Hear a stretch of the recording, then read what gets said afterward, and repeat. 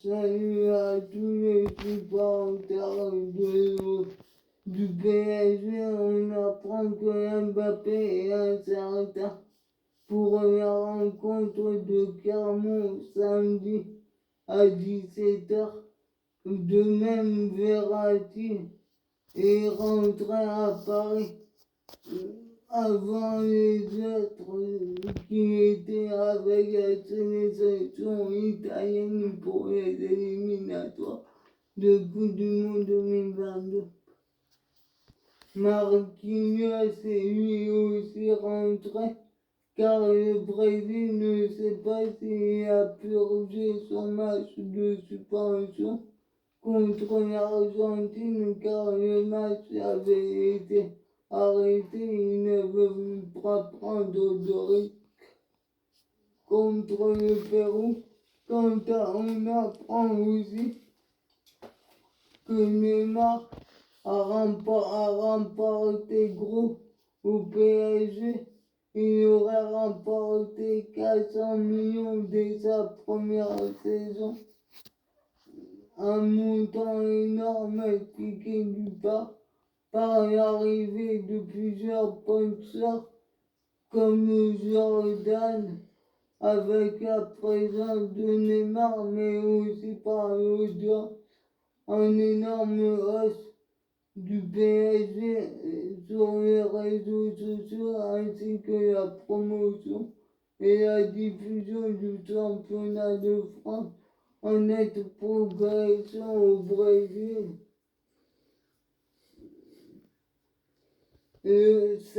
Son montant de transfert de 222 millions d'euros a été rentabilisé. Quant à l'infirmerie du PSG, on apprend que Mbappé est incertain pour Clermont. Marco Verratti restera en soins les jours prochains. La situation sera réévaluée jeudi. De son côté, Ramos continue sa préparation physique. Du côté des bonnes nouvelles, le latéral gauche, Juan Bernat, gêné par son adducteur, reprend l'entraînement demain avec le groupe et les retours des latéraux. Kola Damba touché à la cheville et Arvin Kurzawa aux adducteurs est aussi programmé cette semaine. On apprend aussi que le milieu néerlandais jeune du PSG, Xavi Simons, et 4 de ses coéquipiers ont été exclus de la sélection nationale des moins de 19 ans. Deux d'entre eux ont habité une fille dans une chambre d'hôtel alors qu'ils n'avaient pas le droit de le faire compte tenu du Covid. Quant à Joan Laporta, le nouveau président du Barça, il a assuré que Neymar voulait rejoindre Paris il y a 2 ans, mais il a déclaré on a essayé de signer.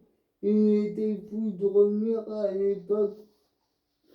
On a interprété le fair-play financier de la Ligue espagnole d'une manière différente. Si on avait su, on ne lui aurait pas fait d'offre.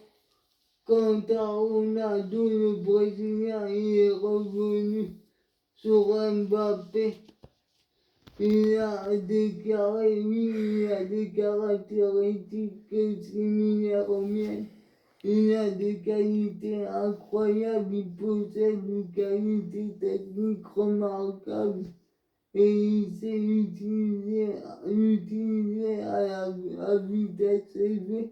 Il échappe aux défenseurs, dribble les gardiens. Il est rapide dans ses courses, comme on dit, et même s'il est jeune, Il a déjà accompli de nombreuses choses. Mbappé me plaît, je le supporte.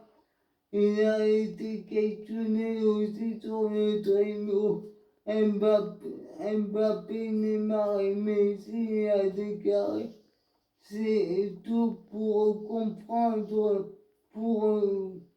à propos de la Ligue des Champions, il a déclaré c'est encore trop tôt pour,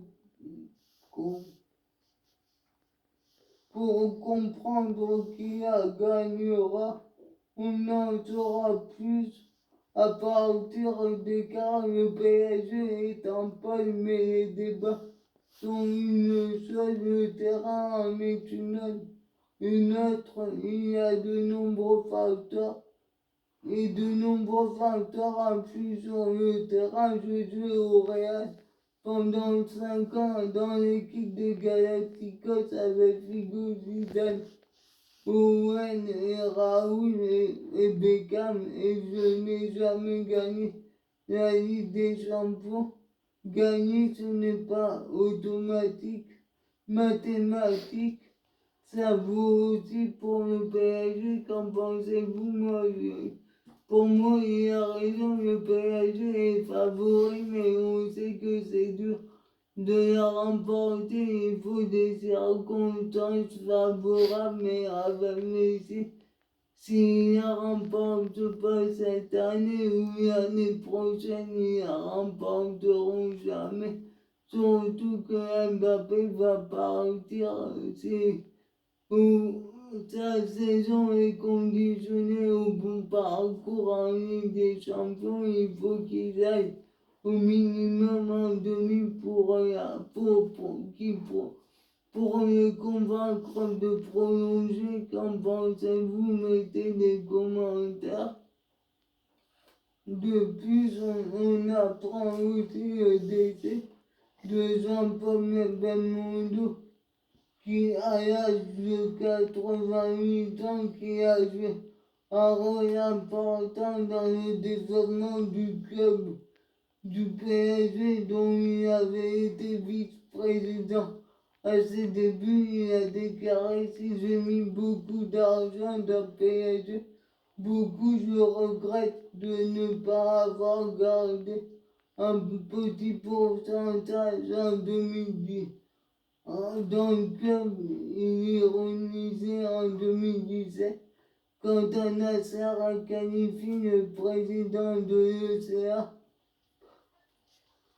Il a piqué la Juventus, le Real et le Barça. Il a déclaré nous sommes appuyés sur la détermination et la force du président Séphérine qui résiste au coup d'état de minuit et qui n'ont la mémoire courte devrait se rappeler qu'il est bien, qu'il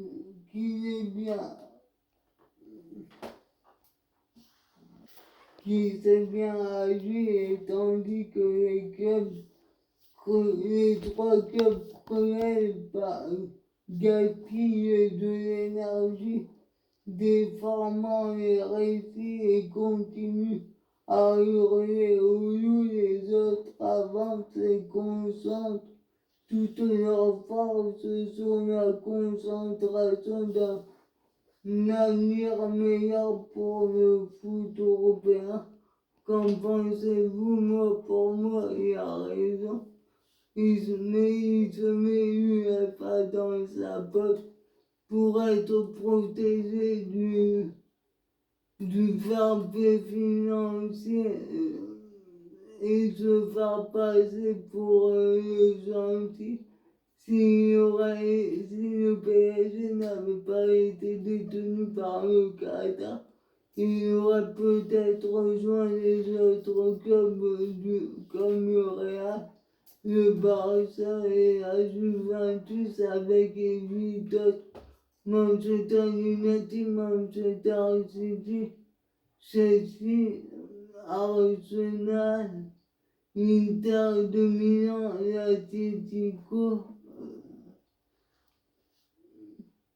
même s'ils se sont retirés suite à la pression des supporters et de l'UEFA. Qu'en pensez-vous? Mettez des commentaires. On apprend aussi que l'Observatoire du football, le CIES, a publié également des effectifs des 5 grands championnats. City arrive en tête avec 1,08 milliard,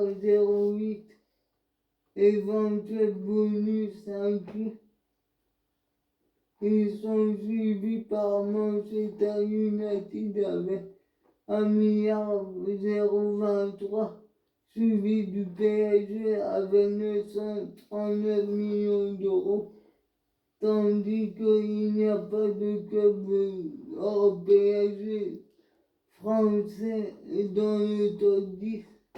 L'AS Monaco est évalué à 326 millions.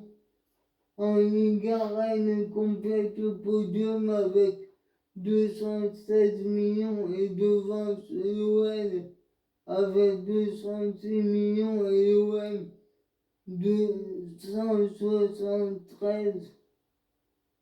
Suivez-moi sur ma chaîne YouTube.